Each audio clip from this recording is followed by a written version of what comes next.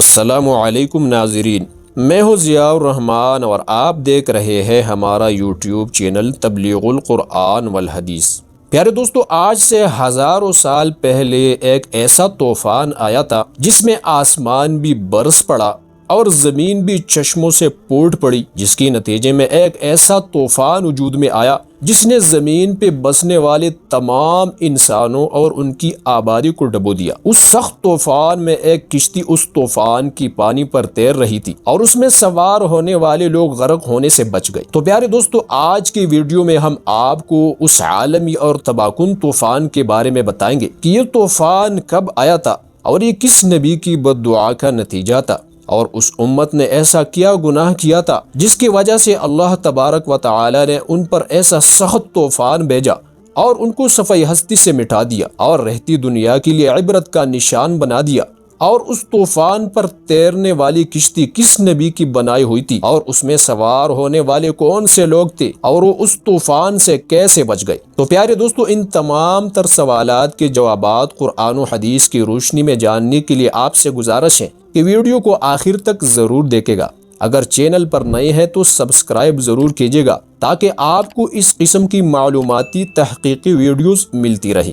حضرت عبداللہ ابن عباس رضی اللہ عنہ سے روایت ہے، انہوں نے فرمایا، حضرت آدم علیہ السلام اور حضرت نوح علیہ السلام کے درمیان 10 قرن تھے اور وہ سب اسلام پر تھے۔ علماء کے نزدیک قرن سے مراد یا صدی یا نسل ہے، یعنی اس طویل مدت میں سارے کے سارے لوگ مسلمان تھے۔ ان نیک لوگوں کے بعد ایسے واقعات پیش آئے جن کے نتیجے میں لوگ بت پرستی میں مبتلا ہو گئے۔ ان لوگوں کا بت پرستی میں مبتلا ہونے کا سبب اس روایت سے واضح ہوتا ہے جو امام بخاری نے سورہ نوح کی اس آیت مبارکہ کی تفسیر میں ذکر فرمائی ہے۔ اس آیت کا ترجمہ یہ ہے، اور کہنے لگے کہ اپنے معبودوں کو ہرگز نہیں چھوڑنا، اور ود اور سوا اور یغوث یعوق اور نصر کو بھی ہرگز نہ چھوڑنا۔ امام بخاری رحمۃ اللہ علیہ نے اس آیت کی تفسیر میں عبداللہ ابن عباس رضی اللہ عنہ کی سند سے ایک روایت لائے ہیں کہ حضرت عبداللہ ابن عباس رضی اللہ عنہ نے فرمایا کہ اس آیت مبارکہ میں جو 5 نام ذکر ہے، یعنی ود، سواع، یغوث، یعوق اور نصر، یہ حضرت نوح علیہ السلام کی قوم کے بعض نیک آدمیوں کے نام ہیں۔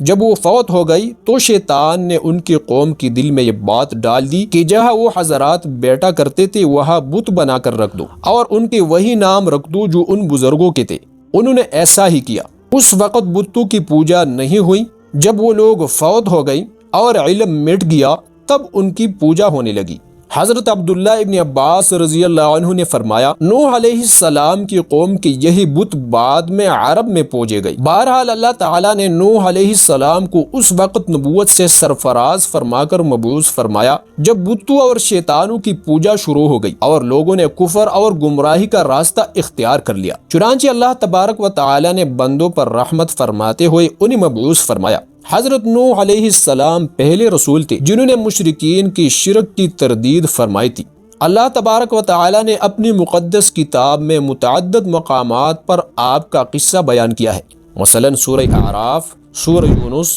سورہ ہود، سورہ انبیاء، سورہ مومنون، سورہ شعراء، سورہ عنکبوت، سورہ صافات اور سورہ قمر میں آپ کا ذکر فرمایا، اور ایک مکمل سورت سورہ نوح کو آپ کے نام سے نازل فرمایا۔ قرآن کریم میں اللہ تعالیٰ کا فرمان ہے، ہم نے نوح کو ان کی قوم کی طرف بھیجا تو انہوں نے ان سے کہا، اے میری قوم، اللہ کی عبادت کرو، اس کے سوا تمہارا کوئی معبود نہیں، مجھے تمہارے بارے میں بڑی دن کے عذاب کا بہت ہی ڈر ہے۔ تو جو ان کی قوم کے سردار تھے وہ کہنے لگے کہ ہم تمہیں واضح گمراہی میں مبتلا دیکھتے ہیں۔ انہوں نے کہا، اے قوم، مجھ میں کسی طرح کی گمراہی نہیں ہے، بلکہ میں پروردگار عالم کا پیغمبر ہوں، تمہیں اپنے پروردگار کے پیغامات پہنچاتا ہوں اور تمہاری خیر خواہی کرتا ہوں، اور مجھ کو اللہ تعالیٰ کی طرف سے ایسی باتیں معلوم ہیں جن سے تم بے خبر ہو۔ کیا تم کو اس بات سے تعجب ہوا ہے کہ تم میں سے ایک شخص کے ہاتھ تمہارے پروردگار کی طرف سے تمہارے پاس نصیحت آئی تاکہ وہ تم کو ڈرائے اور تاکہ تم پرہیزگار بنو اور تاکہ تم پر رحم کیا جائے، مگر ان لوگوں نے ان کی تکذیب کی؟ تو ہم نے نوح علیہ السلام کو اور جو ان کے ساتھ کشتی میں سوار تھے ان کو تو بچا لیا، اور جن لوگوں نے ہماری آیتوں کو جھٹلایا تھا انہیں غرق کر دیا۔ کچھ شک نہیں کہ وہ اندھے لوگ تھے۔ سورۃ الاعراف آیت 59 تا 64۔ حضرت نوح علیہ السلام اپنی قوم میں 950 سال رہے اور انہیں دعوت حق دیتے رہے، لیکن اس طویل مدت میں بھی چند افراد کے علاوہ کسی نے ایمان نہیں لایا، اور وہ مشرک قوم حضرت نوح علیہ السلام کو قسم قسم کے طعنے اور دھمکیاں دیتی۔ مثلا وہ یہ کہتی، یعنی کہ آپ تو بالکل ہمارے جیسی انسان ہیں، آپ میں ہمیں کوئی ایسی بات نظر نہیں آتی کہ ہم آپ کو اللہ تعالیٰ کا رسول مان لیں۔ مطلب ان کا یہ تھا کہ نبی اور رسول انسان نہیں ہو سکتا بلکہ فرشتہ ہونا چاہیے، اور یہ بھی کہتے کہ آپ پر ایمان لانے والے وہ لوگ ہیں جو ہم میں سے سب سے زیادہ کمزور اور نچلے درجے کے لوگ ہیں،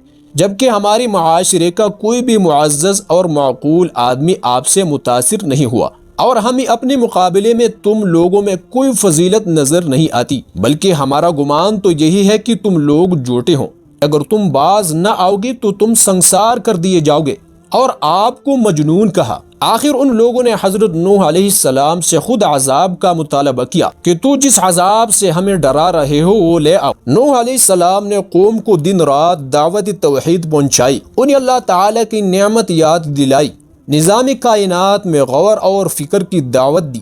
مگر قوم نے دعوت حق قبول کرنے کی بجائے دشمنی کی راہ اختیار کی اور اپنے نبی کو سنگین دھمکیاں دی۔ آخر کار نبی محترم نے مایوس ہو کر اللہ تعالیٰ سے قوم کی شکایت کی اور ان کی تباہی اور بربادی کی دعا کر دی۔ سورہ نوح میں اللہ تعالیٰ کا فرمان ہے جس کا حاصل یہ ہے، نوح علیہ السلام نے اللہ سے عرض کی کہ پروردگار میں اپنی قوم کو دن رات بلاتا رہا، لیکن میرے بلانے سے وہ اور زیادہ گریز کرتے رہے۔ جب بھی میں نے ان کو بلایا کہ توبہ کرے اور تو ان کو معاف فرمائے تو وہ اپنے کانوں میں انگلیاں ڈالنے لگے اور کپڑے اڑ لیے اور کفر پر اڑ گئے اور تکبر کرنے لگے۔ پھر میں ان کو کھلی طور پر بلاتا رہا اور ظاہر اور پوشیدہ ہر طرح سمجھاتا رہا، اور کہا کہ اپنے پروردگار سے معافی مانگو کہ وہ بڑا معاف کرنے والا ہے، وہ تم پر آسمان سے لگاتار بارش برسائے گا اور مال اور بیٹوں سے تمہاری مدد فرمائے گا، اور تمہیں باغات عطا کرے گا اور ان میں تمہارے لیے نہریں بہا دے گا۔ اس کے بعد نوح علیہ السلام نے عرض کی کہ پروردگار یہ لوگ میرے کہنے پر نہیں چلے اور ایسوں کے تابع ہوئیں جن کو ان کی مال و اولاد نے نقصان کے سوا کچھ نہیں دیا۔ پروردگار انہوں نے بہت لوگوں کو گمراہ کر دیا ہے، تو ان کو اور زیادہ گمراہ کر دے۔ پھر نوح علیہ السلام نے یہ دعا کی کہ میرے پروردگار کسی کافر کو روئے زمین پر بسا نہ رہنے دے، اگر تو ان کو رہنے دے گا تو تیرے بندوں کو گمراہ کریں گے، اور ان سے جو اولاد ہوں گے وہ بھی بدکار اور ناشکر گزار ہی ہوں گے۔ نوح علیہ السلام نے کہا کہ پروردگار میری قوم نے تو مجھے جھٹلایا، سو تو میرے اور ان کے درمیان ایک کھلا فیصلہ کر دے اور مجھے اور جو میرے ساتھ ہے ان کو بچا لے۔ اور نوح علیہ السلام نے اللہ تعالیٰ سے دعا کی کہ اللہ میں ان کے مقابلہ میں کمزور ہوں، میرا بدلہ لے۔ پس اللہ تعالیٰ نے ان کی دعا قبول فرمائی اور اللہ تعالیٰ نے حضرت نوح علیہ السلام کو کشتی بنانے کا حکم دیا کہ آپ ہماری نگاہوں اور ہماری ہدایات کے مطابق کشتی تیار کرو، کیونکہ عن قریب پانی کا سخت خوفناک طوفان آنے والا ہے جس میں یہ سب ظالمین اور مکذبین یقیناً غرق کیے جائیں گے۔ ان کے حق میں اب یہ فیصلہ نافذ ہو کر رہے گا، آپ کسی ظالم کی سفارش وغیرہ کے لیے ہم سے کوئی بات نہ کرے، آنے والا عذاب بالکل اٹل ہے۔ اور آپ علیہ السلام اللہ تعالیٰ کے حکم سے کشتی بنانے میں مشغول تھے، اور جب بھی آپ کی قوم کے سردار آپ کے پاس سے گزرتے تو وہ آپ کا مذاق اڑاتے کہ یہاں پینے کے لیے تو پانی کا قحط ہے اور یہ بزرگ اس خشکی میں کشتی چلانے کی فکر میں ہے۔ حضرت نوح علیہ السلام نے ان کے جواب میں فرمایا کہ اگر آج تم ہم سے استہزاء کرتے ہو تو یاد رکھو کہ ایک دن ایسا بھی آنے والا ہے جس میں ہم تم سے استہزاء کریں گے، تم عن قریب جان لو گے کہ کس پر وہ عذاب آتا ہے جو اسے رسوا کر دے گا۔ حضرت نوح علیہ السلام کشتی تیار کرتے رہے یہاں تک کہ وعدہ کے مطابق اللہ تعالیٰ کا حکم پہنچ گیا۔ بادلوں کو حکم ہوا کہ برس پڑے اور زمین کو حکم ہوا کہ ابل پڑے۔ آخر اوپر سے بارش آئی اور نیچے زمین کی سطح سے چشموں کی طرح جوش مار کر پانی ابلنے لگا، حتیٰ کہ روٹی پکانے کی تنوروں میں بھی جہاں آگ بری ہوتی ہے پانی ابل پڑا۔ جب طوفان شروع ہوا تو حضرت نوح علیہ السلام کو حکم دیا گیا کہ اس کشتی میں ہر جوڑے والے جانوروں کا ایک ایک جوڑا سوار کر لیجیے، اور پھر نوح علیہ السلام کو ارشاد ہوا کہ آپ اپنے اہل و عیال کشتی میں سوار کر لیں۔ لیکن ان کو سوار نہ کرنا جو کفر پر ہے، اور ان سب لوگوں کو بھی سوار کر لو جو آپ پر ایمان لائے ہیں، مگر ایمان لانے والوں کی تعداد بہت ہی کم تھی۔ کشتی میں سوار ہونے والوں کی صحیح تعداد قرآن و حدیث میں متعین نہیں کی گئی ہے،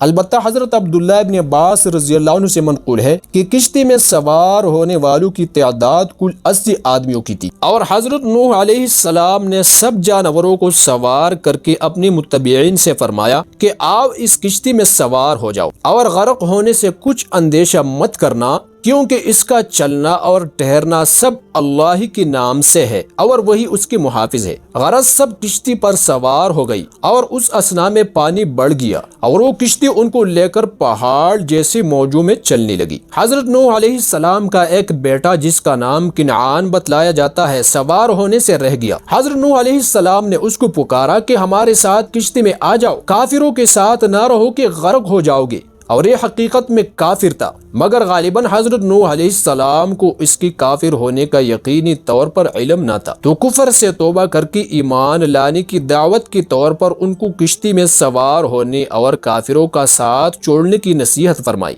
مگر اس بدبخت نے اس وقت بھی طوفان کو سرسری سمجھا اور کہنے لگا کہ آپ فکر نہ کریں، میں پہاڑ پر چڑھ کر طوفان سے بچ جاؤں گا۔ حضرت نوح علیہ السلام نے پھر متنبہ کیا کہ ظالم کس خیال میں ہے، آج کوئی اونچی عمارت یا پہاڑ کسی کو اللہ کے عذاب سے بچانے والا نہیں، اور بچنے کی کوئی صورت سوائے اس کی نہیں کہ اللہ تعالی ہی اس پر رحم فرماوے۔ باپ بیٹی کی یہ گفتگو دور سے چل رہی تھی کہ ایک موج اس طوفان کی آئی اور بیٹے کو بہا لے گئی۔ جب طوفان ختم ہوا تو اللہ تبارک و تعالی نے زمین کو حکم دیا، اے زمین تو اپنا پانی نگل لے۔ آسمان کو حکم دیا گیا کہ اب پانی برسنا بند کر دے۔ اس طرح زمین سے نکلا ہوا پانی پھر زمین میں چلا گیا، اور آسمان سے آئندہ پانی برسنا بند ہو گیا، اور کشتی جودی پہاڑ پر جا ٹھہری۔ جودی پہاڑ آج بھی اس نام سے قائم ہے، اور یہ حضرت نوح علیہ السلام کی وطنی اصلی عراق موصل کی شمال میں جزیرہ ابن عمر کے قریب